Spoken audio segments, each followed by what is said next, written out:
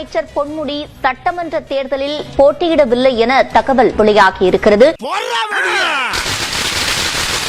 காத்திருந்து காத்திருந்து காலங்கள் போகுதடி. பேச்சாடா பேசுன, கொஞ்சம் நெஞ்ச பேச்சா பேசுன. சைவம்னா இப்படி, வைணவம்னா இப்படின்னு. சைவம்னா படுத்துக்கிறது, வைணவம்னா நின்னுங்கிறது. நின்னுங்கனா 5, படுத்தா 10. நீ என்ன துரோகம் பண்ணாலும் அவனை மன்னிச்சுப்பான். ஆனா நின்னுங்கனா 5, படுத்தா 10. ஏடா ஒரு பீலா, அத மட்டும் என்னால மன்னிக்கவே முடியாதுடா. இப்ப பஸ்ல எப்படி போறீங்க? எல்லாம் ஓசு பஸ்ல போறீங்க. ஓசு பஸ்ல போறீங்க. காத்திருந்து காத்திருந்து காலங்கள் போகுதடி.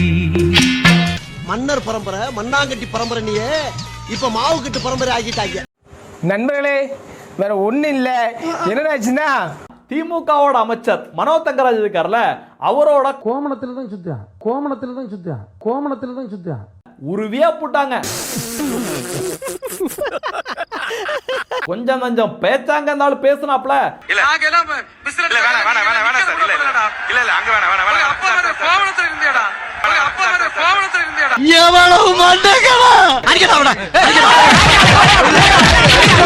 எல்லாரும் கோமணத்துல இருந்தா வந்திருப்போம். ஆனா என்னன்னா, நீ உங்க வகையாரெல்லாம் திருட்டு கோமணம். சரியா? அது எதுவும் யோகியமான கோமணமா இருக்கு.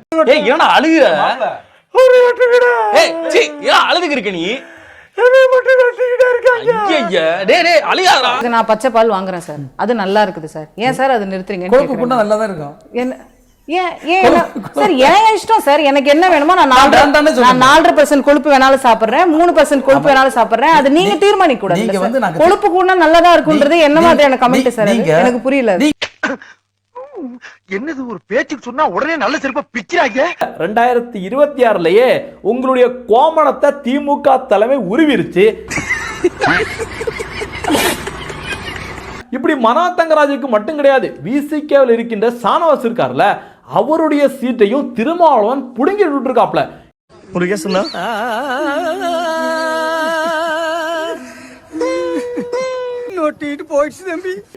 ஷானவாஸ் திமுகவுக்கு பயங்கரமா சொம்படிச்சு இன்ப வரைக்கும் கழுவி விடுறதுக்கு கூட தயங்காம பயங்கரமா சொம்படிச்சு திமுகவோட தலைமை கிட்ட ரொம்ப நெருக்கமா இருந்திருக்காரு. இது திருமாவளவனுக்கு பயங்கர கோபத்தை ஏற்படுத்தி இருக்கு. என்னைய போட்டு கொடுத்துட்டு என் இடத்துக்கு வரலாம் அவன் ட்ரை பண்ணிட்டு இருக்கான். உழுவனா நானு, நீ என்ன புதுசா போய் அங்க போய் சேர்றது அப்படின்னு இவரோட ஷானவாஸோட சீட்டை புடுங்கி விட்டுருக்காப்ல. 30 வருஷமா கட்சியில் இருக்கிறவன் நானு. முந்தானத்து கட்சியில் சேர்ந்து கட்சிக்கு போற கையை வச்சு என்னடா இருக்கா? நேரப்பா சண்டை போட்டுக்கிறீங்க. அதுக்காக அவன் உரிமை எப்படி விட்டு கொடுக்க முடியும்? இவனையெல்லாம் கட்சியில வைக்க வேண்டிய இடத்துல வைக்கணுங்க. அடுத்து பாத்தீங்கன்னா சத்யராஜோட பொண்ணு இருக்குல்ல, அதுக்கும் சீட்டு கொடுக்கல.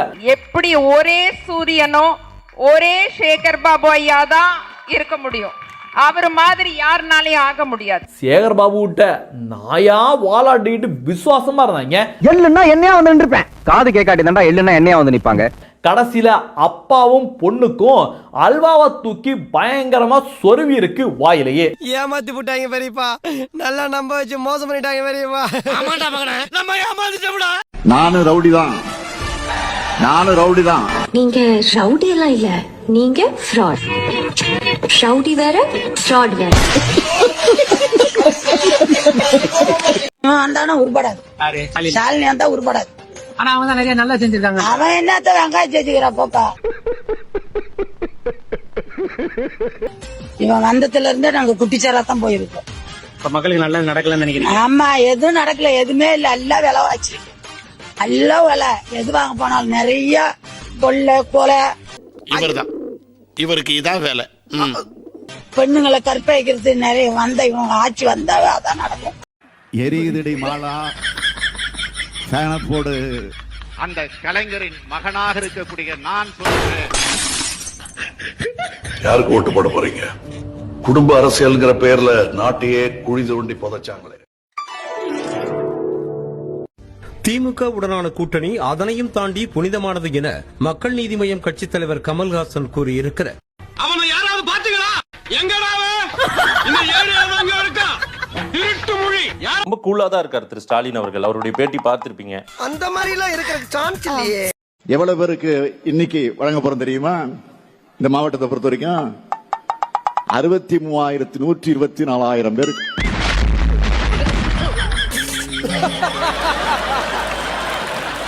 எங்க ஒருக்கா சொல்லு. 63,124 பேருக்கு மர்க்கா சொல்லு. 63,124 பேருக்கு மர்க்கா சொல்லு. 63,124 பேருக்கு.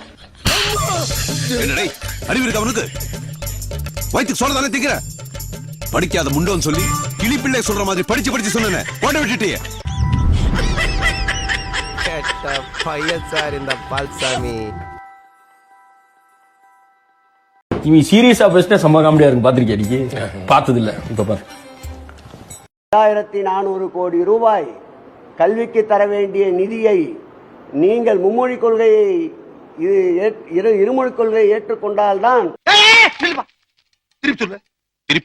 மும்மொழி கொள்கை தான் எங்களுடைய உயிர் மந்திரம் என்று அந்த தர வேண்டிய பணத்தை கூட உதறி தள்ளியவர் எங்கள் முதல்வர் அவர்கள். மும்மொழி கொள்கை தான் எங்களுடைய உயிர் மந்திரம் என்று மும்மொழி கொள்கை தான் எங்களுடைய உயிர் மந்திரம் என்று என்ன சொல்ல சொன்னா என்ன சொல்லிட்டு இருக்க?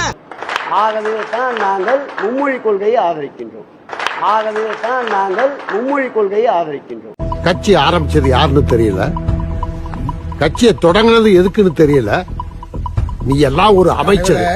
நேற்று பாருங்க, உதாரணத்துக்கு நேற்று தினம் தேர்தல் அறிவிப்பு வெளியிடுறார். இந்த டிவி எல்லாம் பாத்துருப்பீங்க. அறிவிப்பு வெளியிட்டதையும் முடிஞ்ச உடனே நிருபர் கேட்கிறார், என்னங்க இந்த அறிவிப்புல சில விளக்க கேட்கிறேன்னு. உடனே அங்க இருக்கிற RS பாரதி அதெல்லாம் சொல்ல முடியாது, தெரிஞ்சா தானே முதலமைச்சர் சொல்ல முடியும்.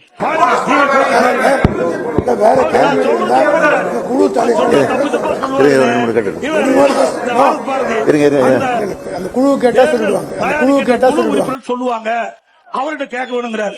அப்புறம் எதுக்கு திமுக தலைவர், இந்த கட்சிக்கு எதுக்கு தலைவர், பொம்மை முதலமைச்சரா போயிட்டு வேற என்ன தெரியும்? ஒண்ணுமே தெரியல.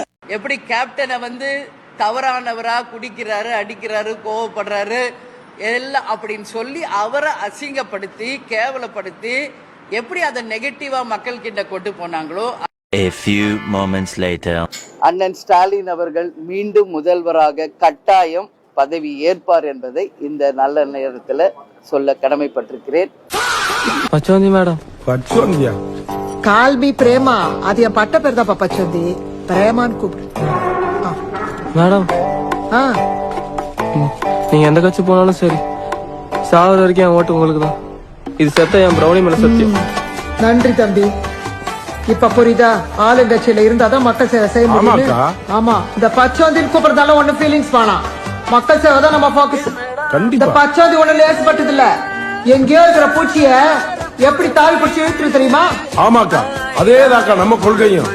எந்த கட்சி எங்க இருந்தாலும் நம்ம தாவி போய் அந்த கட்சியில சேரணும்க்கா.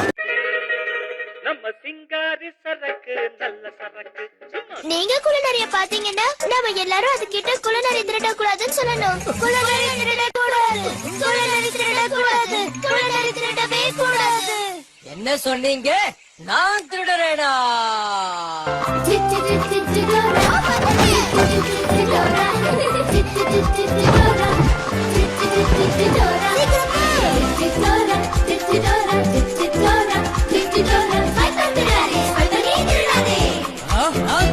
கோவை மக்களே, கரூரை திருடி முடிச்ச குள்ளநரி இப்போ கோயம்புத்தூரை திருட வந்திருக்கு. எல்லாரும் ஜாக்கிரதையா இருங்க. நீங்க அந்த குள்ளநரியை எங்க பார்த்தாலும் குள்ளநரி திருடக்கூடாது, குள்ளநரி திருடக்கூடாதுன்னு சொல்லணும். புரியுதா?